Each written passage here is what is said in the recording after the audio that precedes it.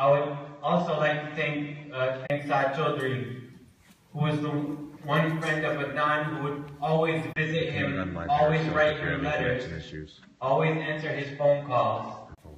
And when Adnan went away to prison, I thought, I lost my brother and I was all alone. But little did I know, I had another brother who would take me to movies, would invite me to, and would take me out, and that was Saad, because he was always there for me. There's no way we could thank them for everything they've done. And especially Sarah. We can't thank Sarah enough for reporting the story, but we also can't thank Colin Miller, Susan Simpson, and Bob Ruff for investigating what happened.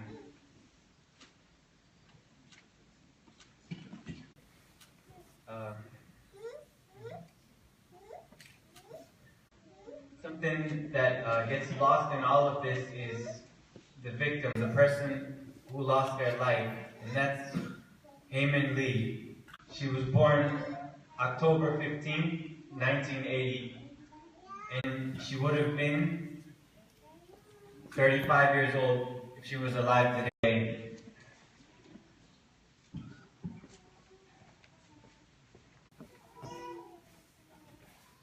Justice for Heyman Lee does not exist until we get the truth.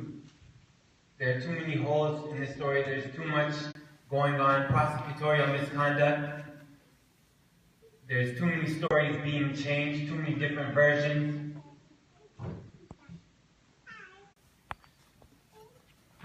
And we can't get justice for her until all the people responsible for this are held accountable. And know that justice for Heyman Lee is justice for Adnan. And I just want to say thank you to you all, all of you all over the world, because when my brother was broken, you guys picked him up and you healed him. You didn't know him, but you cared. I let my mom go on my Facebook page and see all the comments you people wrote, see all the messages. She was up till 2 a.m. reading it, crying. And I just want to say thank you so much for everything. It really means a lot, and there's no way to repay you all. Thank you.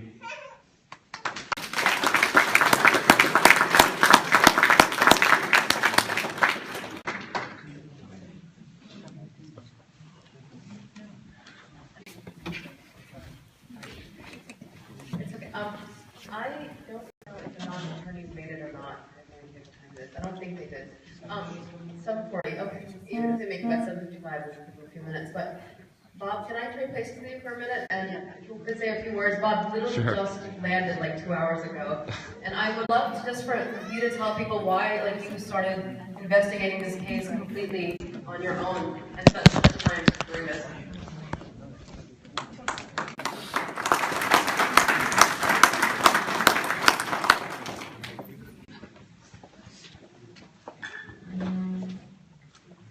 Something you guys don't know about me is that I'm not exactly the tough guy that I sound like on the radio, so I'm probably going to cry. This has been a really, really emotional experience for me. Just landing in Baltimore today, this has been, I feel like Robbie and I are old friends, and we've been working together for almost a year now. And the first time I met her was about 20 minutes ago. But the thing that's really amazing for me, I can go over the case with you guys, and you've all heard it so many times, but what's amazing to me, and this is the part that's going to make me cry, is this, and that, and that. I had to grab my phone because your phone was crashing Periscope. Oh. There was too many people. And so I turned my phone on, and my phone was crashing Periscope because there was too many people. And so Mike turned on his phone.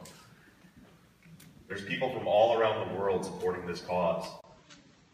And And I want to thank the, forgive me if I don't use the correct terminology, but the Muslim community for welcoming us all into your facility.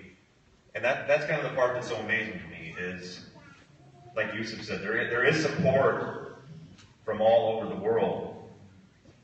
And it's all races, all religions, all the things that divide our country and our world. Adnan Syed's case has brought all these people together for one cause. I look in this room, I look on those phones, and I just see nothing but love.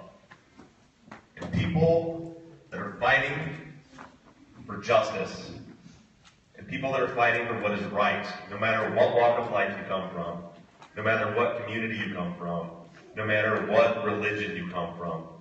We've all come together and fighting for the same cause. And I hope this continues after we get Adnan Syed out of prison. And I believe that that is going to happen.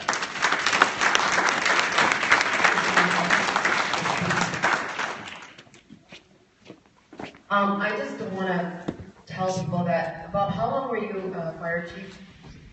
I was a chief for 3 years, as a firefighter for 16 years. 16, so 19 years total? 16 total. 16 total. He spent 16 years serving his community and country in the fire department, and he recently retired because he is now pursuing truth and justice literally full time. His podcast is his Truth and Justice podcast.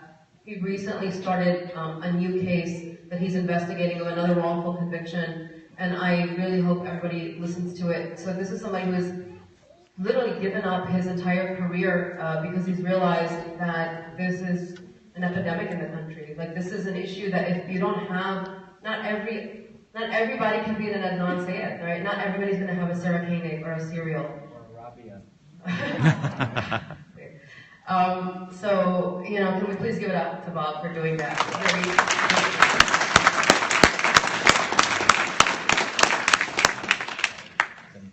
Okay, so Michael, are you comfortable? Are you okay saying a few words? I don't want to, like... You put me on the spot? I am putting you on the spot. Could you please? All right. Now, for you guys who don't know who Michael is retired Baltimore City Police, and I'm sorry, I'm not going to know your rank when you were retired, but in the last year, he has come to national and international attention because of basically bringing to light all of the things that happen in the Baltimore City, not just the Baltimore City Police, but in the criminal justice system and law enforcement, and calling for reform and calling for real justice and racial justice on these issues. So I'm so thrilled that Michael is here and supporting us, and if you just give him some attention for a little bit. Thanks, Abigail. The one thing I'll say real quick is that everybody being here and hearing the story helps fight with the denial, and I think that's the biggest issue we're dealing with right now, is that a lot of people don't realize how quickly this can affect your life, and we think that as long as it's not affecting us, it doesn't matter. But now that Sarah and Rabia brought it nod to us, we were able to personify that and bring it to something that was real. And once it's real, we see how this system treats everyone. And if we don't stand up and we don't fight that system now, it's going to be the person next to us that has to stand up and has to have Rabia save them. So whether you're following me or you're following Rabia, or you just keep up with this issue because it's obviously in the forefront, now's our time to capture that and fix the system so we don't have more people suffering like Adnan did. Thank you. I think we'll take, we have some time for Q. No, that's not right. Okay, we'll take Q&A, and then we're going to end with, if the lawyers don't make it, we're going to end with a prayer, and then at 7:55 we're. So, questions? Yes? Of the 1.2% of those cases that do get a new hearing, or do you know what percentage of them are successful? Oh, that's okay. For people who didn't hear the question, I actually don't have an answer to it. But the question was, of the 1.2 cases that are essentially given leave to appeal the denial of post-conviction, how many are successful? I don't know. But even if it's only, let's say, I mean, 50% is probably being really high. I'm going to guess maybe 10%. I can't imagine it being higher than that. Because once you are convicted by the system, it is almost impossible to to turn back the hands. It is almost impossible. It is literally the same system over and over, right? So it's you versus the state every single time. So out of 1.2%, if even 50%, which is really, aiming really high and realistic, that's a tiny, think about what is that? What's that? That's like 6%. It's a ridiculously small amount of appeals that actually go through maybe. What's the alternative to an Alford plea? The alternative to an Alford plea is that what is the situation in which, imagine if the court, the alternative is you go to trial, right? Now, the state, I don't think the state can refuse to go to trial if the court orders it, right? They have to, unless they make a plea offer and Adnan or the other side accepts it. And most of the time people won't accept it. Because what you're talking about with another trial is hundreds of thousands of dollars more. It is years and years of your life in prison more, just waiting for that trial to happen. And so even like in the West Memphis 3 case, which by the way is, I don't know if you follow that case, but that is the case, and the movie was West of Memphis that I saw that inspired me to get hold of media for this. That's what happened with them eventually. You know, when it was pretty much proven to the world that these guys were innocent, the state, you know, they didn't drop charges. They should have dropped charges and reopened that case. They didn't do that. They offered them an Alford plea, and it is what it is. They're all out, but it's a shame. You know, it's a shame for the victims. Any other questions? No? Yes. Does Justin Brown plan on calling Garrett to stand? Justin Brown, I actually don't know the full witness list. I know some of the witnesses on the list.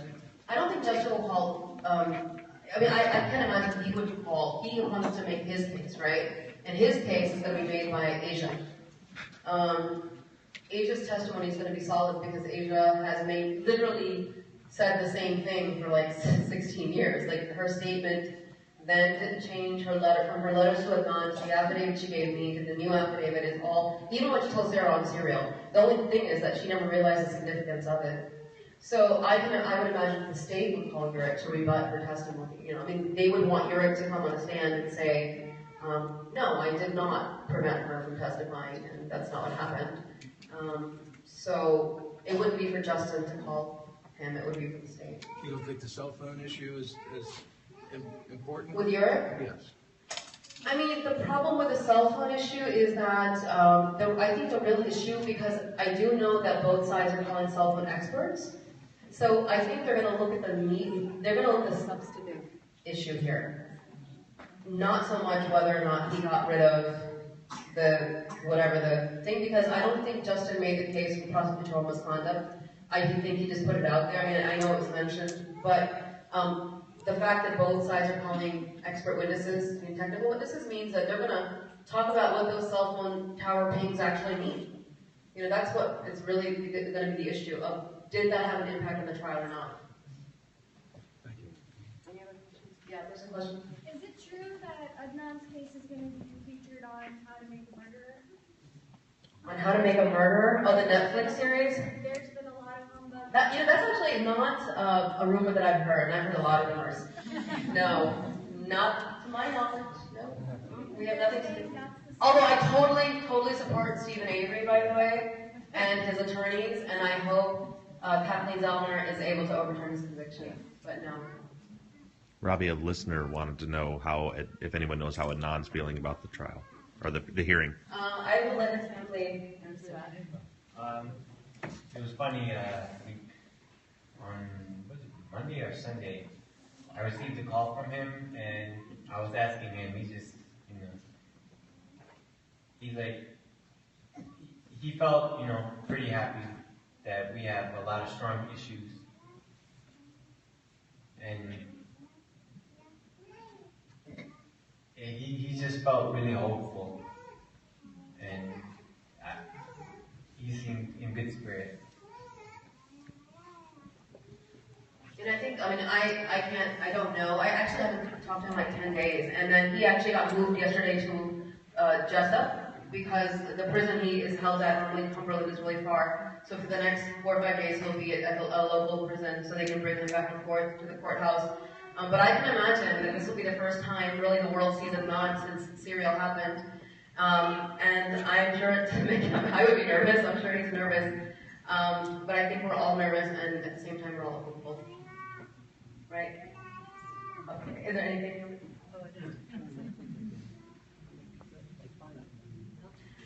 Any more questions? Yes. I'll tell you, if you don't mind, because you've had one before, I'm going to go back there this morning. First off, can you hear me?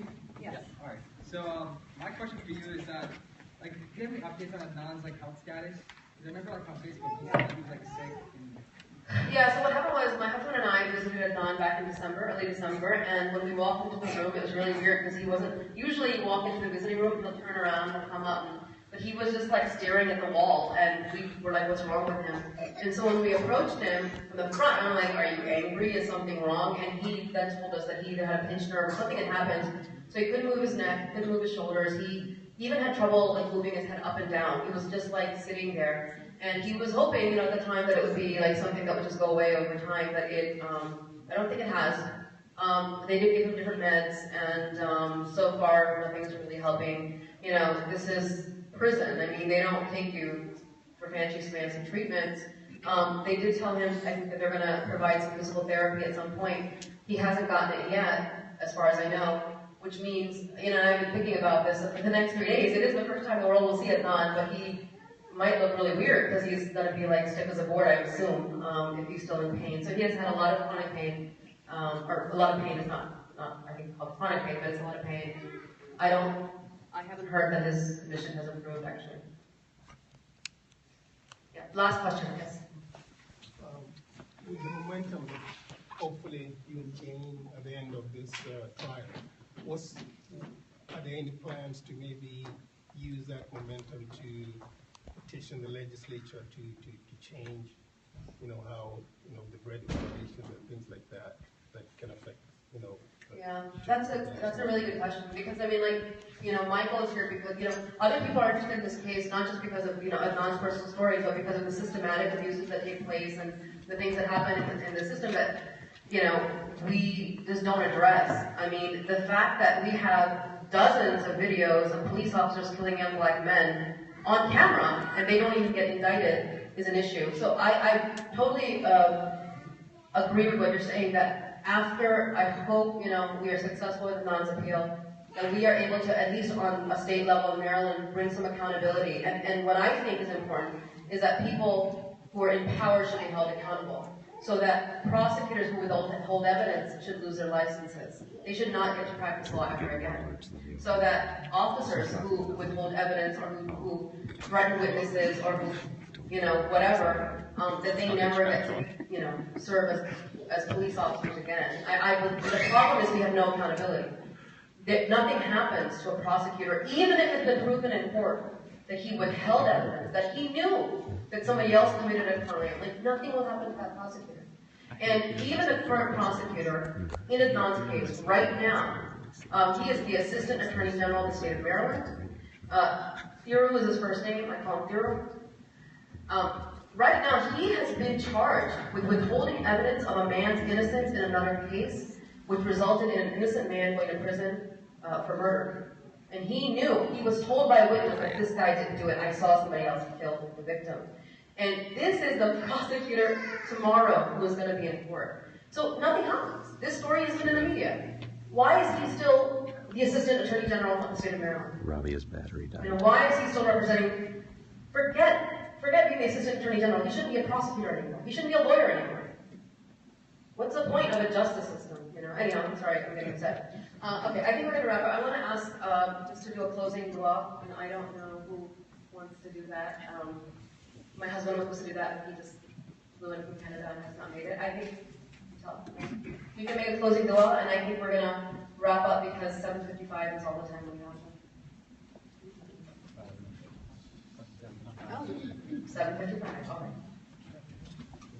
And thank you all for coming. And inshallah, just follow us tomorrow. Quickly, we're all going to be in the courtroom. You cannot take, quickly, for tomorrow morning. It is first come, first serve. It is open seating. I think literally if you want to get a seat, you're gonna have to be at circuit court by like 7:30 a.m. because it's gonna be crazy. There will be a media room separately. If you go in, you can take your phone, it has to be off. There's no electronic devices allowed in the courtroom. So there won't be any broadcasting happening. There will be an overflow room for extra people to come, and you can watch the video as it's happening there. Otherwise, I and Seema Iyer, I think is here. Seema's right there. Seema just came down from New York, and for some reason is holding a baby. Seema will be live tweeting the thing, and during breaks, me and Susan and others will go and update her, and so you can follow Seema Iyer on Twitter, and at the end of every day, we're going to do a short little podcast to wrap up what happened during the day. So I hope to see a lot of you at this courthouse.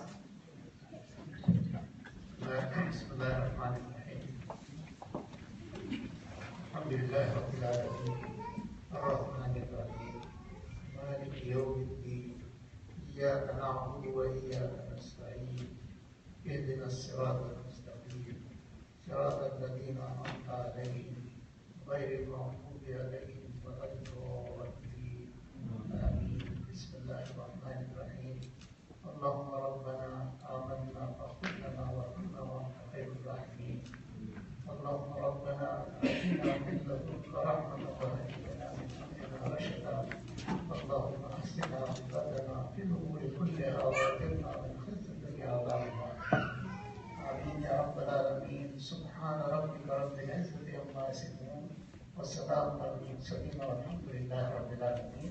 We have Salat al-Isha at 8 o'clock upstairs, inshallah. Thank you, everybody.